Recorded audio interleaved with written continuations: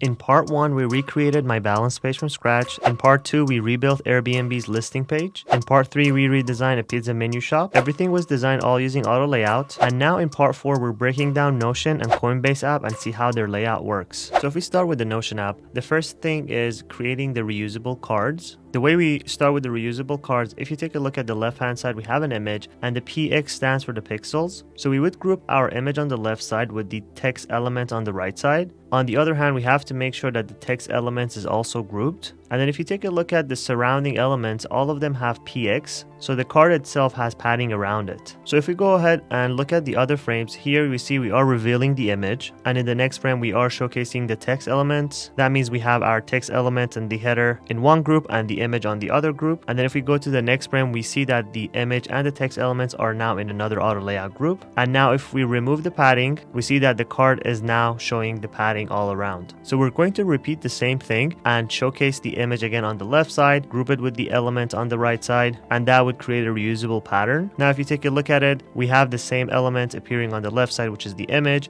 The text elements appear on the right side. Since we have now our card created, we need to stack them in another auto layout. So each of the cards here have a space in between them. That means we have to create another auto layout. Since we're done with our card elements in the middle, now we need to move forward to the text element at the top. So we're going to reveal our text and we're going to add a padding on the bottom and the top. After adding the padding, we need to reveal our icon to the left side, which is the back button. In our footer, we're going to add our continue button. And then finally, we're going to add our padding all around the app. Now for the final result, we can take a look at the left side, which is the final result of each auto layout element, and the right side is the breakdown. Now we move forward to the Coinbase app. For the Coinbase app, you can see that we have the text elements on the left side, and then we have the image on the right side. But it's not as simple as the Notion app. If we take a closer look, the funds your account, unlock trading, and the elements at the bottom, which is the progress bar, they're all grouped in the left auto layout. And the progress bar and the text element here is also grouped in its own auto layout. And then once we have our elements all grouped on the left side, we would center align it with the image on the right side. And once the padding is done, we have our card created. The other thing that we need to do is add a bit of a padding bottom to the card and move to the second layout. After we add our padding, we need to add our header element. Now we move to the element on the left side, which is the header, and then we would group it with the text element. And you can see we are repeating the same pattern, which is the text element on the left side and the image on the right side. Once we repeat the same pattern, we add our spacing and finally the padding around all the cards. After adding the padding, we have our card created, and now we can move to the bottom card. For the bottom card, we have again the text elements on the left side, so we would repeat the same thing. However, we have an icon, which is X icon on the top right. We use absolute position to place the icon on the top right, not using the auto layout. So after grouping the text element on the left side and absolute positioning the icon to the right side, we would round our corners and add a bit of a padding around the card. Then we move to our buttons. What you notice is the buttons are stuck to the card, and that is the fixed positioning of the button. Then we move to the navigation at the bottom. Also, this is going to be sticky, so the space between each of the icons are automatically calculated and spread out. And then we have our navigations created. Now we move to the top part. So for the top elements, we are going to have a bit of a padding at the top and the bottom. And now we reveal our text on the left side